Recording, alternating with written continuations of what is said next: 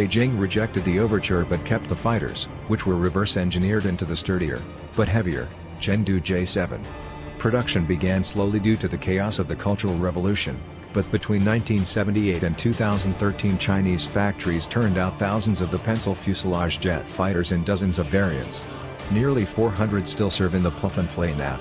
The J-7 is a 1950s-era hot rod in terms of maneuverability and speed. It can keep up with an F-16 at Mach 2, but it cannot carry much fuel or armament, and it has a weak radar in its tiny nose cone. Still, China has worked to keep the J-7 relevant.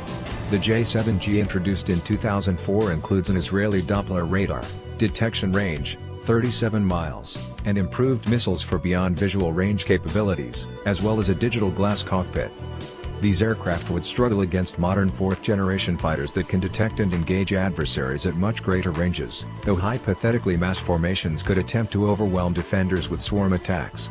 Still, the J-7s allow China to maintain a larger force of trained pilots and support personnel until new designs come into service.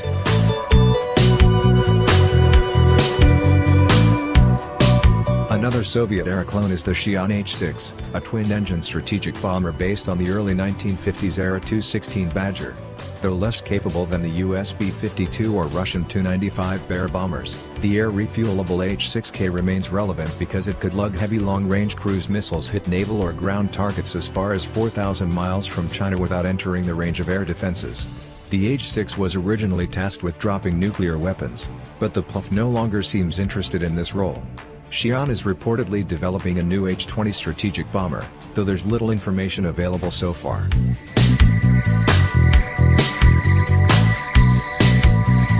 In the mid-1960s, China began working on genuinely home-designed combat jets, leading to the Shenyang J-8 debuting in 1979.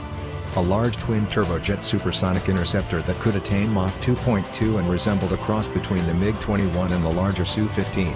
The J-8 lacked modern avionics and maneuverability. However, the succeeding J-8-2 variant improved on the former with an Israeli radar and a new pointy nose cone, making it a fast but heavy weapons platform a bit like the F-4 Phantom. Around 150 are still operational. The 200-plus Xi'an JH-7 Flying Leopards, which entered service in 1992, are beefy two-seat naval attack fighter bombers that can lug up to 20,000 pounds of missiles and have a top speed of Mach 1.75.